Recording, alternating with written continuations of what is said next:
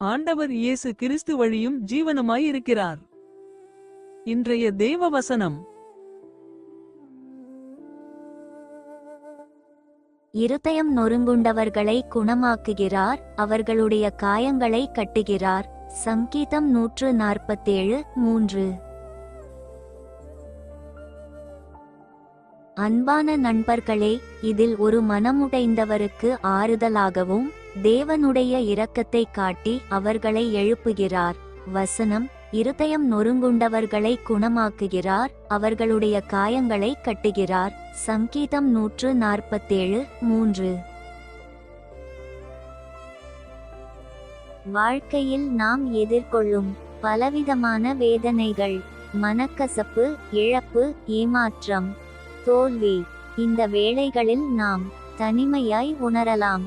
ஆனாலும் தேவன் எப்போதும் நம்மோடு இருக்கிறார் என்பதை இந்த வசனம் நமக்கு நினைவுபடுத்துகிறது. ஆமென்.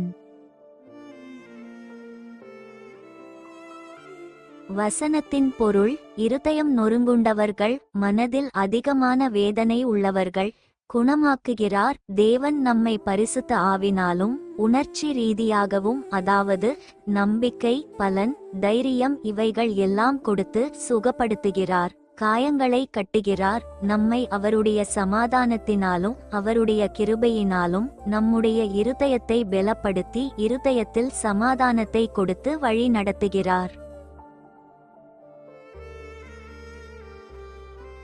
தொடர்ந்து தேவனின் செயல். தேவன் ஒரு பராமரிப்பாளர், நம்முடைய ஆவி, மனதை சீர்படுத்துகிறவர். இயேசு கிறிஸ்து இந்த பூமியில் வந்ததற்கான காரணம் பாவிகளை விடுவிக்கவும் சுகப்படுத்தவும் குணப்படுத்தவும், நம்முடைய பாவங்களையும் காயங்களையும் அறிந்து அதை மீறி நம்மை நேசிக்கிறவர். நாம் நம்பிக்கையாய் இருக்க வேண்டும். எப்படி நாம் முழுமையாக உடைந்து போனாலும் தேவனுடைய கரங்களில் நாம் பாதுகாப்பாக இருக்கிறோம். கர்த்தருடைய வார்த்தை நம்மை எழுப்பும் வல்லமை உடையது.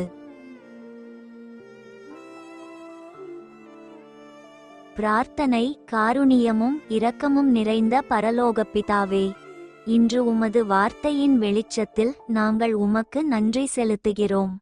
எங்களுடைய இருதயங்கள் பல நேரங்களில் நொறுங்கி எங்களுக்கு நம்பிக்கையே இல்லாதபடி உணர்கிறோம். ஆனாலும் உமது வசனம் எங்களுக்கு ஆறுதலாக உள்ளது.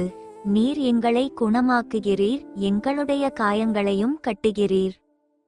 தேவனே, இன்று மனமுடைந்த சகோதரன் அல்லது சகோதரிக்கு நீங்கள் உமது கரங்களை நீட்டி அவரை தூக்கி எழுப்புங்கள். உங்கள் கிருபை சமாதானமும் அவர்களுடைய இதயங்களை நிரப்பட்டும். இழப்பின் நேரத்தில் ஆறுதல், நம்பிக்கையில்லாத நேரத்தில் ஒளி, சோர்வின் நேரத்தில் பலம் வழங்கும் தேவனாக நீர் அவர்களை தொடுவீராக. உமது அன்பு எப்போதும் எங்களோடு இருப்பதை குறித்து நாங்கள் உமக்கு மகிமை செலுத்துகிறோம். எங்களை கைவிடாத இரட்சித்துக் கொள்வதற்காக உமக்கு நன்றி செலுத்துகிறோம். இயேசுவின் நாமத்தில் ஆமேன்.